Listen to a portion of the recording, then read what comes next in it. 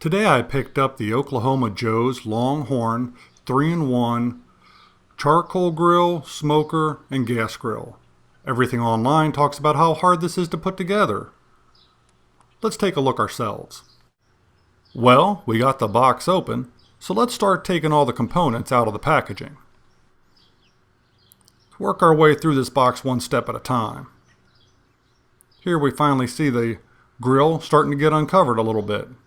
Seems well packaged. All the packaging has been removed. Time to unveil this beauty.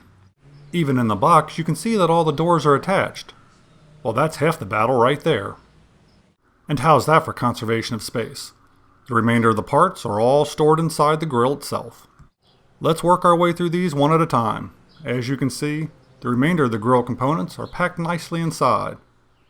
Take a few out at a time, and we're finally going to get down to the interior of this beautiful grill. Completely empty, let's take a quick look around inside. Now let's take a look at the inside of the Oklahoma Joe Longhorn. Here you can hopefully get a look at some of the welds and see how well this thing's actually put together. There's all the igniters. And on the other side, in this empty chamber, again you can see how well this particular grill is constructed. Looks pretty sturdy. I'm not going to lie to you, this thing's extremely heavy. But one person absolutely can put this thing together by themselves, and I'm going to prove it. All your hardware is beautifully packaged, as you can see here.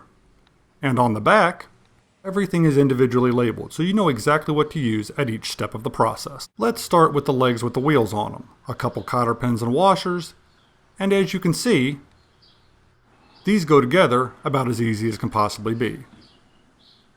Now all we got to do is put them on the bottom of the grill. Let's stand the grill up on end.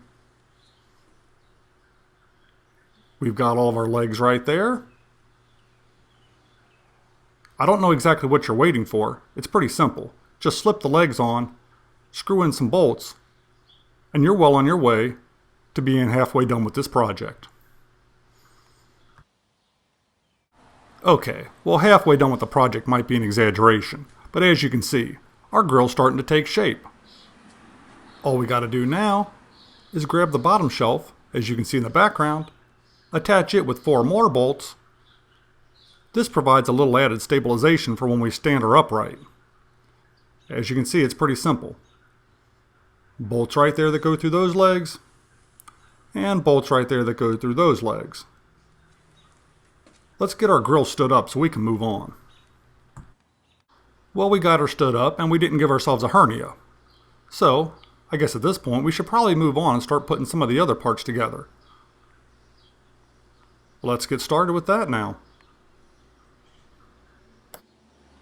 The next step is putting the warming plate on the side firebox.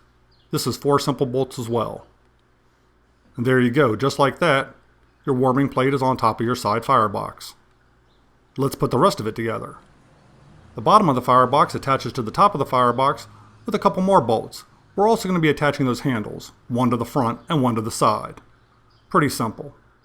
As you can see, everything goes together quite nicely. Side handle goes there, that's 2 bolts. And the handle in the front takes 4 bolts all by itself. Beautiful.